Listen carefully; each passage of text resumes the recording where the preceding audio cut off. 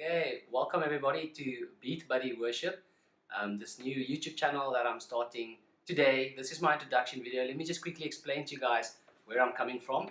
I'm Antoni Botha is my name. I'm a worship leader here in Cape Town in South Africa, and I actually started off playing drums like I think 20 years ago, more or less. So my background is actually I'm a drummer, but then in the last almost 9 to 10 years I had to start leading worship with the guitar.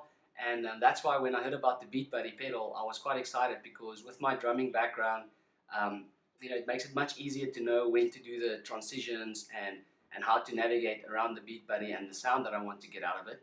So when I started playing around with some of the beats on the BeatBuddy manager, I realized that the sound that me as a worship leader, sometimes the pre-made loops, which are very nice, it's great to have them all there, but the dynamics that I want in my songs, they aren't necessarily there within the automatic or the 200 pre-made loops that you find in the BeatBuddy. So, as a worship leader, we sometimes need more intimacy, so there's less, just like a little bit of tapping on the cymbals and stuff like that.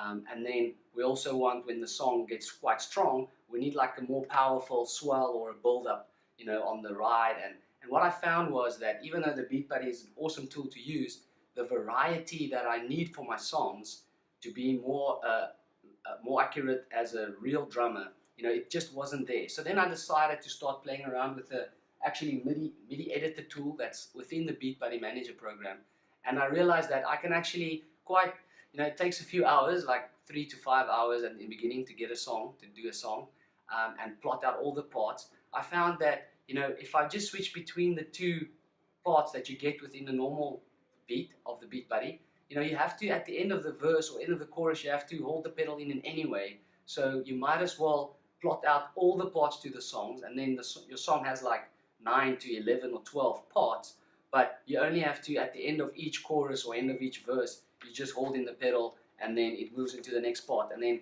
what I found was it's easier. I don't actually program that many fillings. I just use the transitions, and then I make the transition sort of flow from the previous beat that I had. So if I was playing like 8/4 rim shot, quite softly, then my transition will lead from that same beat into just like a gentle roll as I go into the next part, which will be like the second half of the verse or something like that.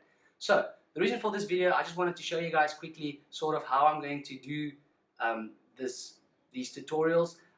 This is just the introduction video. Let me quickly show you here, just as an example of how some of the beats that I make customly for specific songs. So let's have a quick look here. So here you'll see that I've got, this is one that I've programmed for His Love Endures Forever. And here it's got its own, these are all my own beats that I use, except this verse 5 fill. This is one that I found within the BeatBuddy manager, or within the BeatBuddy. But this is the one, if you think about that bridge for His love, where, just repeat, His love endures forever. So this is the drums that I programmed for it. Forever, endures forever. And now it starts building. His love endures forever. His love endures forever. And then we'll go over, sing praise, like to the next part. Now, if you look here, so what I've done is I created this to be 8 bars in total, and then this will help me to get more variety within each song and make it sound more like a real drummer. So just another example that I've done, Gracefully Broken. We did it this Sunday, and I had to program all these parts, bridge A, bridge B, as you can see, but then also the bridge B part, if I show you quickly, it's quite a complicated part, so it took quite a while, but I did manage to get the whole second half of the bridge in 8 bars as well. So let me just quickly play you that one. So it's the I surrender part. I surrender. And now it starts building. I surrender. And the last part. I surrender. Here I am. And then you'll go to your chorus again.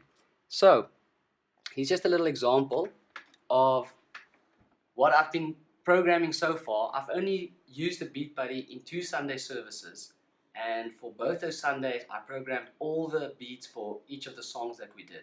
And you know, my first mistake was now this Sunday in our ending song, I pressed my wrong pedal. Now what I've done, just quickly tell you, I've actually reprogrammed this first button to, during the song, this will be my pause and unpause button for when I do the breaks. And I'll show you in my tutorials when I do some of the songs.